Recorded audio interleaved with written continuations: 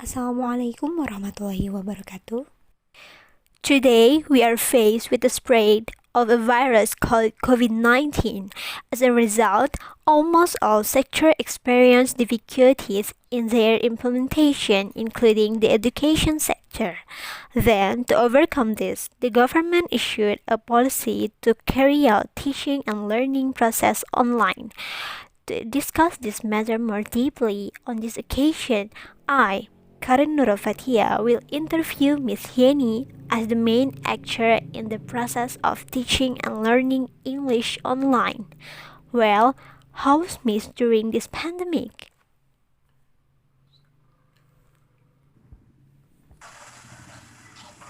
I'm in a good conditions, and I feel very grateful that even though this pandemic changed everything in our lives, but then I'm grateful that I could manage to survive, and my family also in a health condition. So I think I'm good.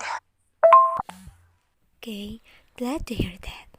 Then, as a teacher, how do Miss responses to the online teaching and learning system? Well, because we are in the pandemic situations, then I think online learning is the only options that we have to still conducting the instructional process. Then I think it has both positive and negative impact to students and also to teachers, of course. From positive side, that is still allow us to conducting the instructions, to still communicate, to still discuss with our students, even though we are physically separated. But then it is also in the process of online learning itself, there are still limitations, and also there are still shortcomings that become it's like a little bit hard to achieve the like to achieve the target, because yes, online learning still has some limitations in the process. Ah, I see. Then, what obstacles experienced by Miss during the online teaching and learning process? I think the most problematic part in online learning is ensuring our students' engagement, because when we are in a face-to-face learning, we as a teacher could just directly know whether or not our student pay attention to us, right? And we could also know whether or not they still focus on us, or they are chatting with their friends, for example. But then in online learning, we as the teacher couldn't know whether they still focus, whether they still respond to us, or they probably didn't listen to us. So it's really hard to ensuring their engagement to our explanations. And then second of all, I think that it is also hard to ensure the validity of the assessment, because in face-to-face learning, we could just do on-site assessment, in which we could just monitor whether or not they doing it personally by themselves, or they did it not by themselves. And then in online learning, probably the students are assisted by their friends or by their parents, so we couldn't measure it. So I think that's two of the most problematic one in conducting online learning. So, based on the observation of Miss after carrying out the process of learning and teaching online, do students have difficulty? Is there? Can Miss explain it to me? Yes, I think the student face difficulties in online learning. For example, in understanding the material. I think most of the students facing difficulties in understanding the material, because the teacher commonly only sending the material through file presentation without trying to discuss it with the students. Yes, probably English students could easily observe it, but then could you imagine when it comes to math students or chemistry students, then they need to understand the certain formula without hearing the explanation from the teacher. I think it's impossible for them to understand the material. And the second of all, I think it's related to the accessibility of the internet itself.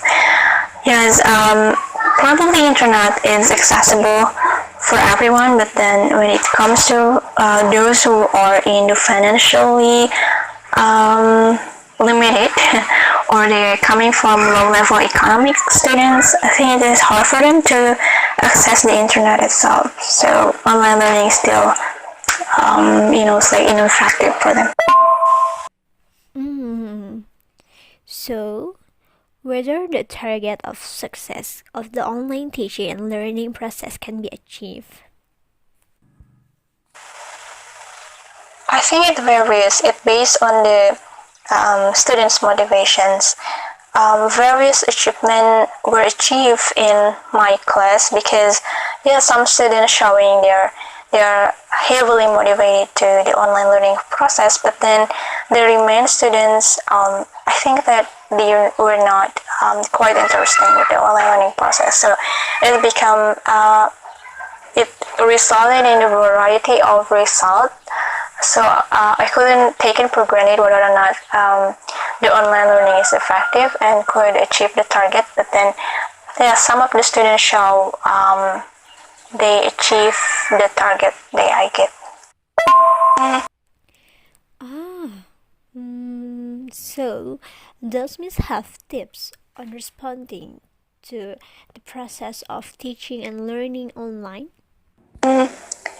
I think that probably when we are doing online learning as a teacher and also student, we need to do a little bit more preparations because in online learning we also need to prepare the equipment, we need to prepare the material, and also we need to it's like make sure that everything is there because my students actually shared to me that they are not actually engaged to the discussions because they need to in the same time typing they respond and also saying the material, so it becomes it's like it's so rigid for them to engage in the discussion while also typing.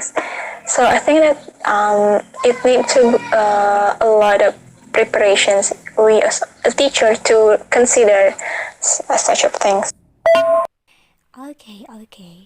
The last one is, what hope do you want to make the process of teaching and learning online can learn better, Miss?